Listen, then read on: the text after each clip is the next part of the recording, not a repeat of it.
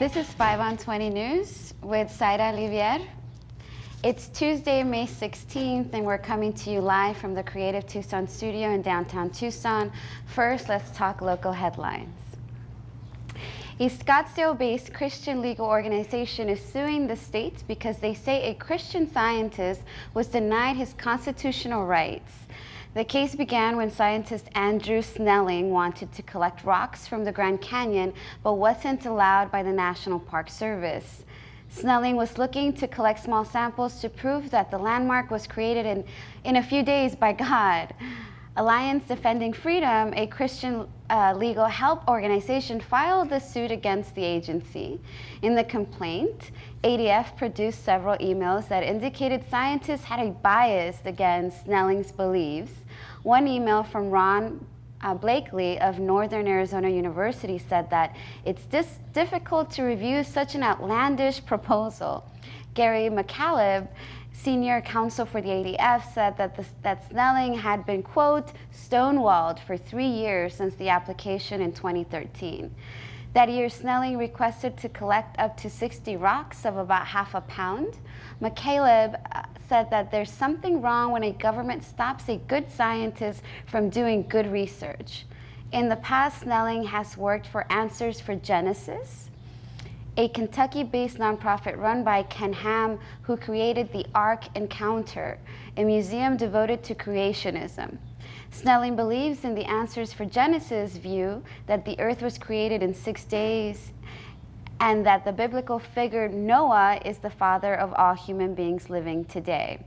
Snelling has contracted for the past few years with Canyon Ministries in Flagstaff, a group that provides creationism geared tours through the Grand Canyon. The company's owner, John Albert, said that Snelling just completed a rafting tour last weekend. In the federal complaint, it also mentions that Snelling is published in numerous, quote, peer-reviewed geology journals, although these journals aren't specified. The legal complaint also makes references to an executive order signed by the president last month that ensures religious freedom from, quote, undue interference by the federal government. The order was also used. The order was also used a separate case where NASA rejected a request for information from a man who was trying to prove that Earth was flat. In the face of increased hate crimes, Phoenix area Sikhs are adopting a new PR strategy to educate the public that no, they're not terrorists and they're not Muslims either. This comes after several high-profile attacks on the ground, including the killing of Balid Sikh Sodhi, who was shot 4 days after 9/11 in Mesa. The killer thought that he was a Muslim and wanted to get revenge. Since the killing, the Sikh community set up a memorial at the gas station where Balbir was murdered. His brother, Rana Singh Sodhi, has also contacted the killer, Francisco Silva Roque, who later apologized for killing him as he serves life in prison. Since then, Rana has made it his goal to educate the public about his religion and answers questions from regular people such as, why don't Sikhs cut their hair? Now Rana and the Sikh community are launching a $1.3 million advertising campaign to be aired on CNN and Fox News in an attempt to educate the public. The project is mainly funded by individual Sikhs from cities around the country. In Phoenix last week, the group was able to raise $115,000 in one weekend. The commercials featured real Sikhs talking honestly about their faith and trying to reverse some of the negative stereotypes that follow around the group. While the effort is to be commended, the group faces a tough battle in a country where the Southern Poverty Law Center says that hate crimes have doubled in the past 2 years. It's just as likely that Fox News viewers will fear that their channel has been taken over by Islamists when they see these commercials. If they really want to sway the Fox News crowd, they should hire Tucker Carlson to throw around a baseball with a Sikh who wears an "I'm not a terrorist" hat while drinking a can of Budweiser. The Mesa Police Department says that they will not cancel a seminar led by famed anti-Islam figure John Guandolo. The event, called Understanding and Investigating the Jihad Network, will be held May 16th to the 18th at a Mesa Police Department training facility. According to the Phoenix New Times, funding for the event was provided by the Maricopa County Attorney, Bill Montgomery's office. While the amount is unknown, Montgomery provided $40,000 in public money to a similar seminar by Guandolo in 2014. The Southern Poverty Center labeled Guandolo a, quote, disgraced conspiracy theorist and a notorious Muslim basher, which Guandolo then added to his resume. Guandolo resigned from the FBI in 2009 when investigators were looking into claims that he was having sex with his informants. In his defense, Guandolo says that there's no more honest moment than during post-coital cuddle time. Puke. Guandolo now runs a company called Strategic Engagement Group, which aims to, quote, educate the public on the counter-jihad movement. Let's hope his strategic engagement is different than his strategy towards informants, or else the Mesa Police Chief Michael Dorak is in for a sexy surprise. Dorak says that despite protests by groups such as CARE and the ACLU, he will keep his commitment because the department is only providing the facility. He says that the department is not participating as a host, a sponsor, or monetary contributor. As for the real monetary contributor, Bill Montgomery, has not yet responded to questions about his office funding the event. Last we did, Montgomery was getting all dolled up for his meeting with Guandolo to talk about strategic engagement. The Tucson VA is only one of only 4 facilities that offers services for transgender veterans. Leslie Minjares, manager of the Women's Veterans Program at the facility, said that transgender patients have unique medical as well as psychosocial needs. The facility opened in 2015 and has received generally good feedback from patients. The clinic is open on the 3rd Wednesday of each month for half a day. It started with about 135 patients, but has since expanded to 165 transgender patients from Tucson and beyond. The clinic usually sees about 3 to 4 veterans per day and uses group sessions where patients are told that what services they qualify for, such as hormone prescriptions, speech therapy, and mental health counseling. They're also told that services they can't get, such as gender reassignment surgery.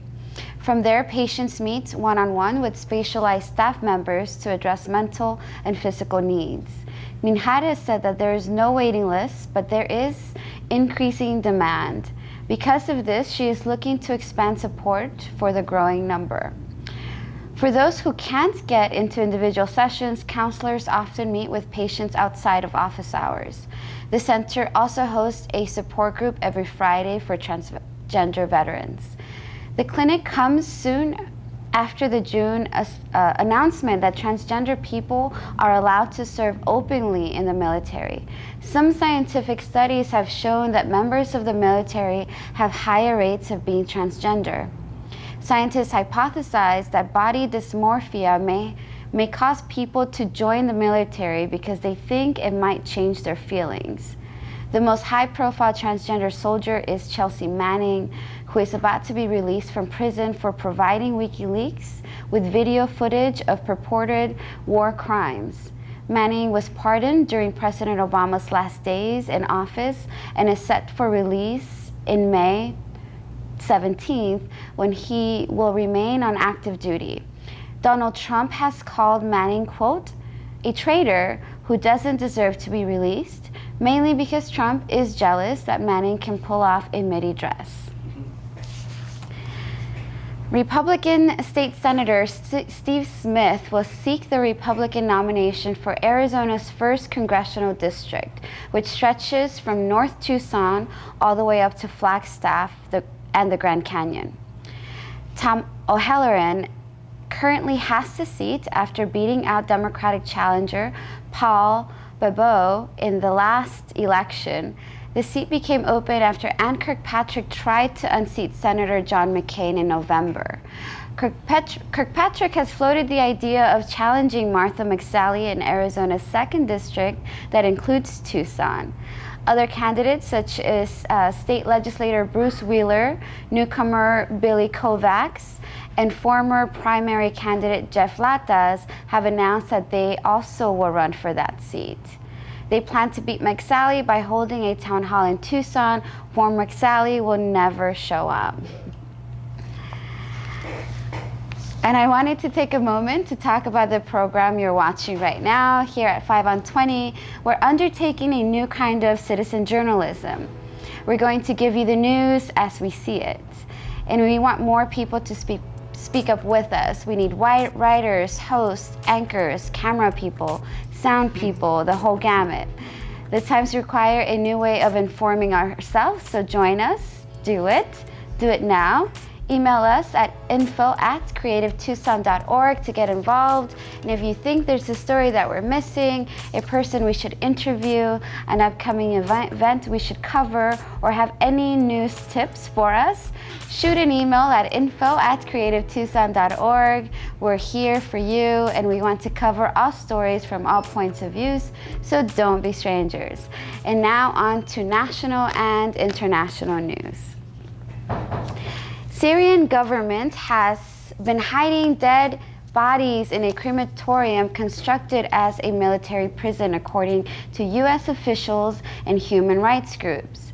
The State Department released satellite images of the facility, which they say is being used to hide evidence of killings by Syrian government forces. Amnesty International says thousands of inmates were tortured and hanged at the military prison.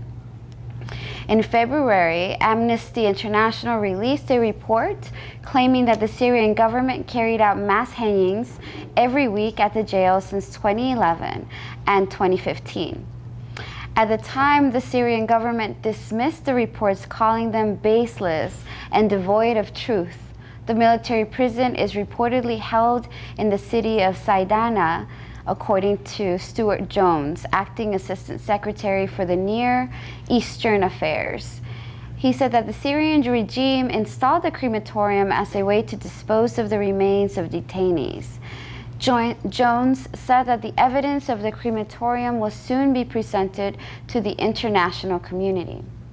Donald Trump called a crematorium a, quote, great idea, until he was told that this was actually supposed to be a bad thing.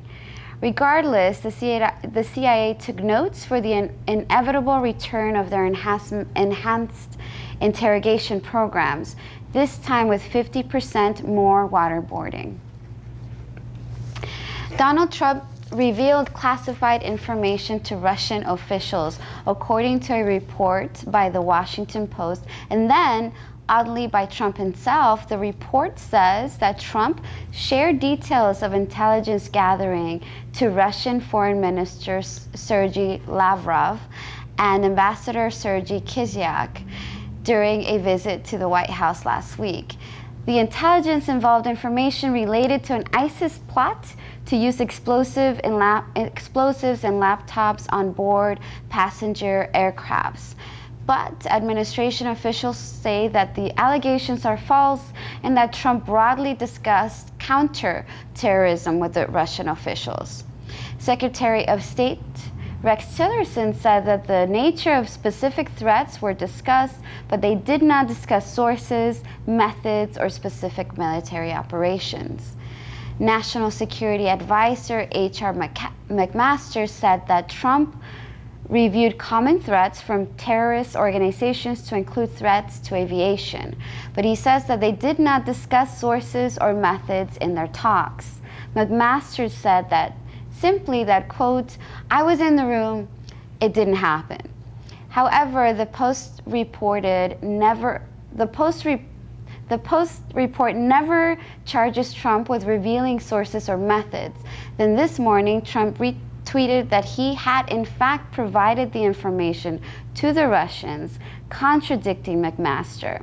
It appears that Trump sees nothing wrong with providing the intel, as he says it's, quote, his right. As weird as it sounds, Trump is actually correct. Presidents can't generally be charged with leaking state secrets, because once a president divulges classified information, then it's no longer classified. So regardless of how we feel about Trump being so close with the Russians, he didn't technically do anything wrong, at least nothing illegal, but the visit by Russian officials was already viewed as suspicious because it came one day after Trump fired FBI Chief James Comey, igniting criticism that he was trying to derail the investigation into Russian ties by the Trump campaign.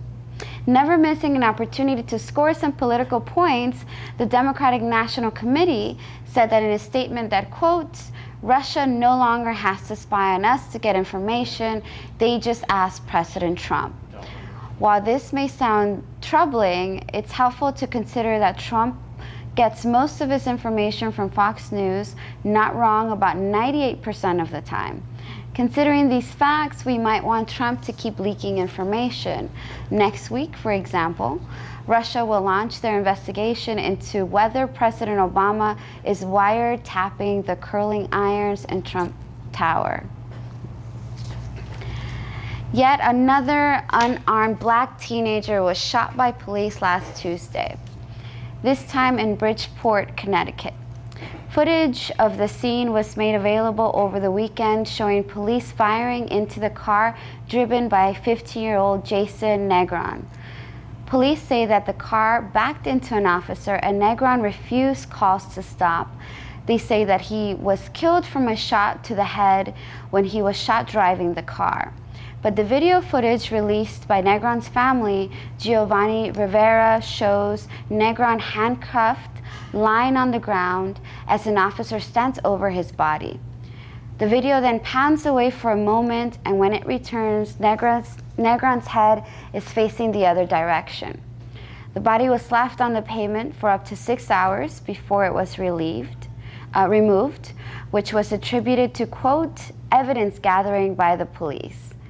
The footage was filmed by a bystander and appears to contradict the officer's statements.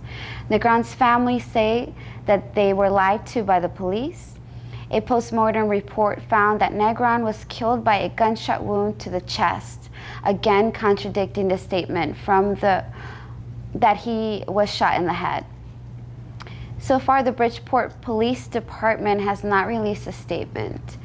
Bridgeport Mayor Joseph Ganim told The Guardian that he found it unacceptable that police waited so long to move the body from the scene. State police officials who are investigating the case say that Negron failed to stop when officers tried to pull him over and eventually traveled the wrong way down a busy street and struck several vehicles. Police say that the car was stolen, which is certain to be repeated over and over again until the public believes that Negron deserved to get shot. Researchers found 37 million pieces of plastic debris on a tiny island in the South Pacific, which is located thousands of miles from the nearest city. A report published in the Proceedings of the National Academy of Sciences claims that the collection is the highest density of debris reported anywhere in the world. They say that the sea turtles are getting tangled in fishing line and hermit crabs are making their homes in plastic containers on Henderson Island, which is the largest of the Pitcairn Islands. The island is inhabited and is only visited by scientists once or twice per decade. But ocean currents are bringing in the steady stream of debris from litter swept into storm drains and debris dropped from fishing boats. There are no major factories within 3,100 miles of the island, so the 17 tons of trash has traveled long distances to end up on Henderson Island. The researchers call the accumulation rate, quote, exceptional, and said that it is interfering with wildlife in the area. The paper the researchers mention in the plastic debris on Henderson Island represents only 1.98 seconds worth of the annual production of plastic.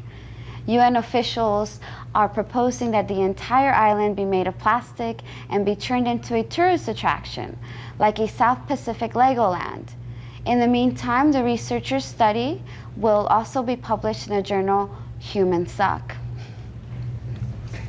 Researchers have discovered identical code in the WannaCry ransomware attacks in a North Korean state hacking group. Google security researcher Neil Mehta was first to notice large pieces of computer code in an early version of the virus that attacked 150 countries and affected over 200,000 users over the weekend. Mehta tweeted on Monday that the code was identical to the Lazarus Group, a team of hackers linked to the government of North Korea. After the tweet, Kaspersky Lab noted that the matching code was removed in later versions. They think that this would not have happened if the code were being used to shield the real criminal to fault North Korea for the hacking. The overlapping code only shows up in samples from February. A Kaspersky Lab spokesman said that, quote, "We believe a theory of false flag, although possible, is improbable. A false flag operation is one where a government engages in attacks in order to pin it on another actor. In this case, the theory is that criminals intentionally used North Korean code to pin the blame on North Korea. But the recent discovery puts the theory into doubt, although it remains a possibility. The Lazarus Group, the North Korean hacking organization, is best known for hacking Sony Pictures in 2014 to protest the movie The Interview. They've also been connected with the theft of $81 million from Central Bank of Bangladesh. While Kaspersky says that the overlapping code is significant, they said it doesn't solve the case yet.